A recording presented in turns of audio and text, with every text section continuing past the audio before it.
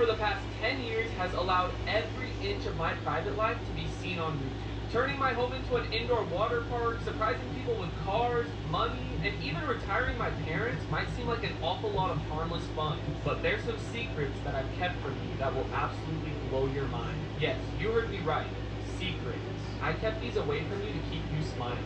My channel is all about positive vibes, and well, seeing my dad come close to death because of a YouTube stunt might not have put a smile on your face. In this video, I'll be revealing 5 of the craziest secrets behind some of my most viral videos. From never before seen footage to untold stories, get ready to witness a side of me that you've never seen before. Get ready to see FaZe Rug uncensored. Number 1, trapped in a haunted tunnel. Oh my god. I gotta start this one, bro. Bro, I don't want to hear those words. I can't believe we're finally good to talk about this. There's so much about the haunted tunnels that we haven't talked about, but this one in specific is nuts. This was only our 2nd time entering that tunnel. We wouldn't be here today. If one thing went different that day, we wouldn't be here right now. So we went to the tunnel for the first time. What's happening, guys? Are we ready to do this? We are. Okay, let's do this. You could literally see through the whole big look. Stop. After about an hour into our first trip, we hear what seemed like a satanic ritual in the deep darkness. Did you hear that? Anthony, did you hear that? It was coming towards us. Let's go.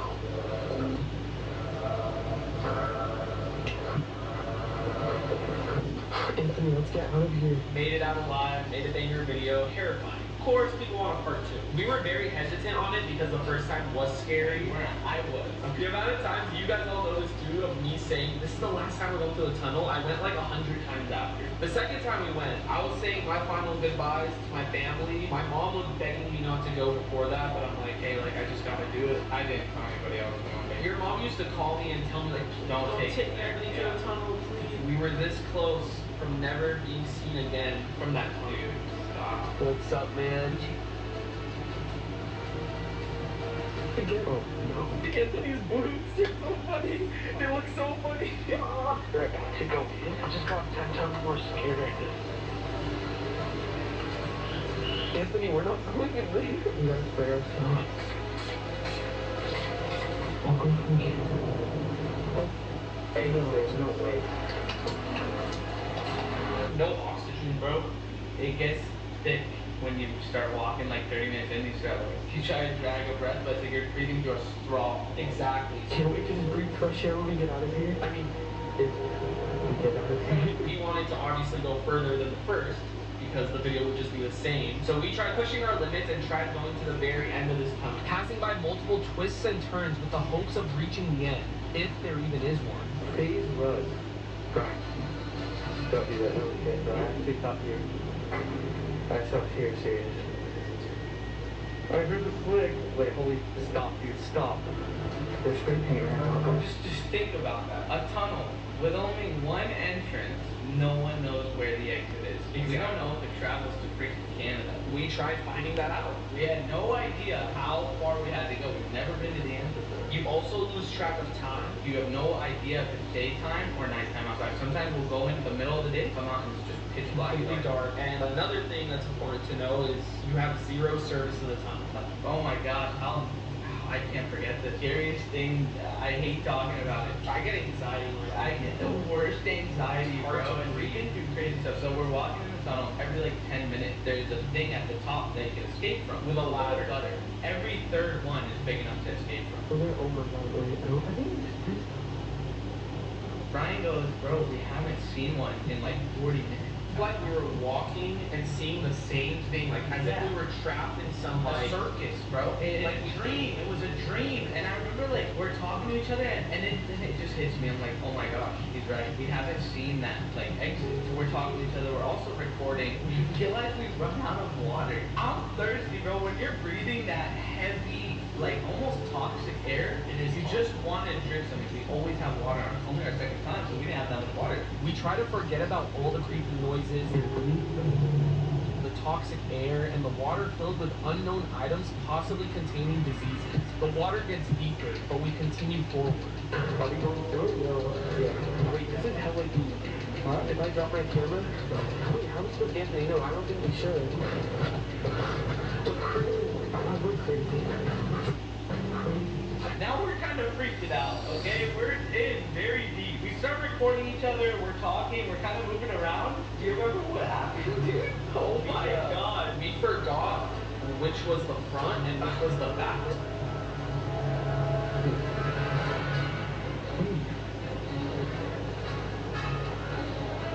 So I don't even know if we're walking in the right direction. Walking back, yeah, you can make it out. Walking forward, nobody knows what's forward. We don't know where we are going. We don't know if we're ending up in a waterfall that leads to the worst thing possible. Only our imagination knew what was on the other side. There was no more graffiti on the walls. Nothing. Usually we would tell from the graffiti, like, okay, we're going in the right direction. But the graffiti ended like 40 minutes back. Yeah, so we just took a gamble. I mean, I think who made the call? You made the call. Which way to go? Yeah, I just said, hey, like, I'm trusting my gut. I think we came from that direction. All we had to do was hope we were walking back towards an exit we saw 40 minutes ago. Making a mistake here could put mine and Anthony's lives at risk, as going the wrong way could lead us to a days-long journey, something we did not have the resources for. It was so hard to breathe. You're good, you're good.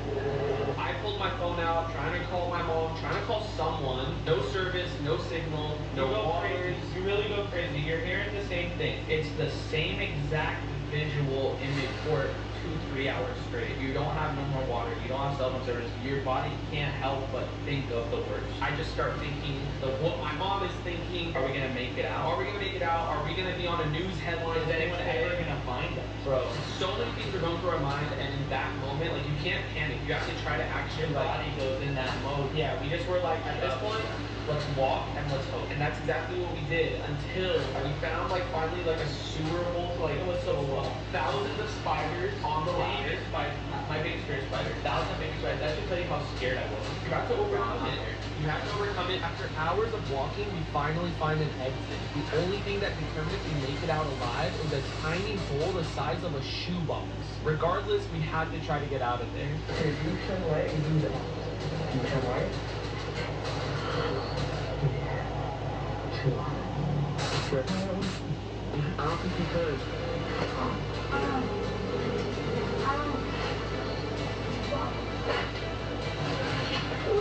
We have been going down here alone. Can we go right? Oh god.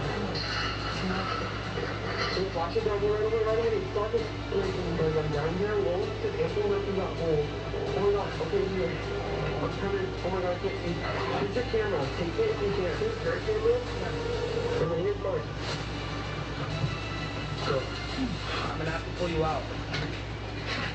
Come to find out, it's black outside. When we walked in, it was daytime. Yeah. Oh my gosh, the amount of missed calls that we had.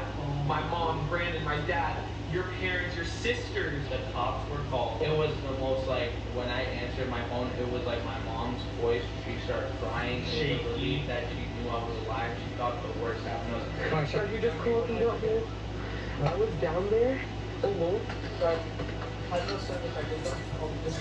Our parents came and picked us up. I remember they were mad. The mom came and hugged me, and my mom went and hugged you, and they were so, like, happy that we got out there alive, and me and you were just idiots that were like, God, you'll never believe what happened. No one knows about that because Ryan was the YouTuber at the time. He's like, bro, we can't say this on YouTube. Yeah. I don't want people to think we're going out and harming ourselves. I didn't want to, like, show exactly how dangerous it was, but I'm sure people can get the gist from watching that. Yeah, but it was way worse off camera. We didn't want to say anything. Terrifying moment. Hey, here though.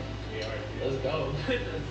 Number 2, attacked at a haunted hotel. Man, this one is crazy. Here. So this goes back over a year ago when I moved to LA and I wanted to do a haunted video. So I called 2 of the best ghost hunters, Sam and Colby, who are now some of my closest friends. They came over, talked about the hotel, how it's gonna go down. This hotel was called the Glen Tavern Inn. It was in this small town called Santa Paula, and it was literally in the middle of nowhere. So it was scary as is. We pull up to the hotel. The lobby itself looked absolutely terrifying. My mistake. We get to the hotel. I post a story on Instagram of the lobby. I literally just wanted to show off that I was with Sam and Colby and we're doing a haunted video. I didn't think anything of it. We're filming this video. A lot of crazy things happening already. Yeah. Come on.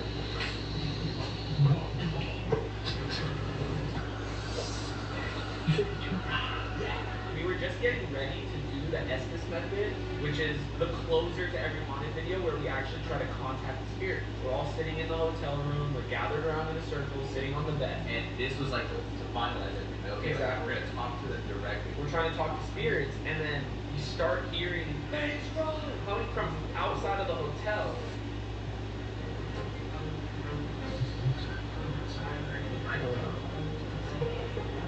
I hope not.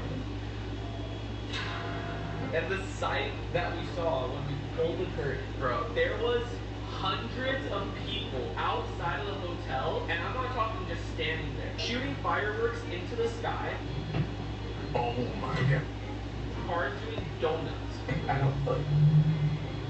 Keep in mind, it's midnight. When you look down, it looked like a sea of ants just with flash. People started throwing stuff out our window. Like, we were literally trying to film and things were being thrown out the window because every time we look out, people saw us looking out. A lot of people from the hotel were complaining. The manager came upstairs, kicked us out. Oh my god, what is that? And I would understand too. If I was a guest, I would be really annoyed. This is where it gets crazy. Everything we just talked about, you guys already have knowledge of. This is something that you guys have never heard before.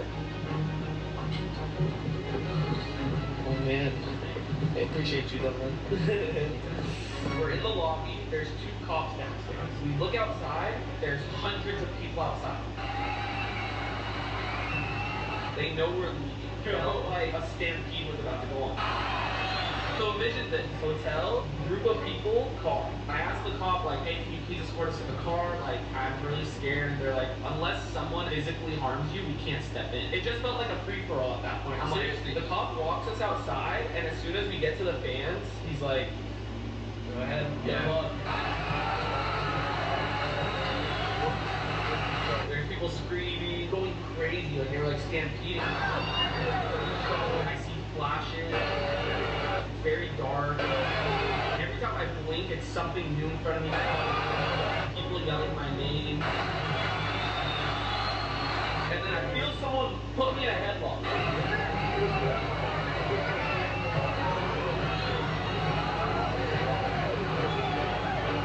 I thought it was Noah. I look and it's like a fan. His breath reeked of alcohol. Yeah, it was bad. At that point, my head is down and I'm like looking at the person. And it's like a fan and like he's a lot bigger than me. So like he got me like a strong headlock. And I'm just like trying to push him away, like pushing him. Like the cop was nowhere to be found, by the way. Like he didn't break that up or anything. I pushed the guy off. He let go, thankfully. And I'm still trying to get through.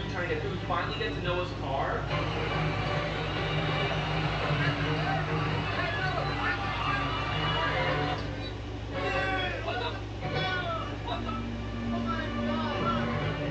This is after like people were kind of like kicking Noah's up. There was like handprints on his new car, so I felt really bad. But as we left, we got out of everything. We're like, oh my god, that was so crazy. Until we noticed cars following us, and we're not just talking like following us like at a regular speed. They were cutting us off and trying to brake check us so we could hit them and then cause an accident. Through all this, like these are streets like we were saying that are freaking dark. Like there's a lot of twists and turns. Imagine like we're already scared, it's late, and then there's like a big red truck trying to cut us off and like brake check us, and Noah had to swerve a few times. We didn't know what they were gonna do. We have to call the cops. Like it seemed like the cops there didn't really do anything for us. So I'm like, I don't think they're serious enough. I don't even think they were trying to say what's up to us. They're behind us. They were trying to like stay with us and follow us to wherever we were trying to go. I'm glad we made it out safely from that, but it was definitely one of the craziest situations we've been in. And that right there was a lesson for me to never post exactly where I'm at. But I didn't tag a location, just obviously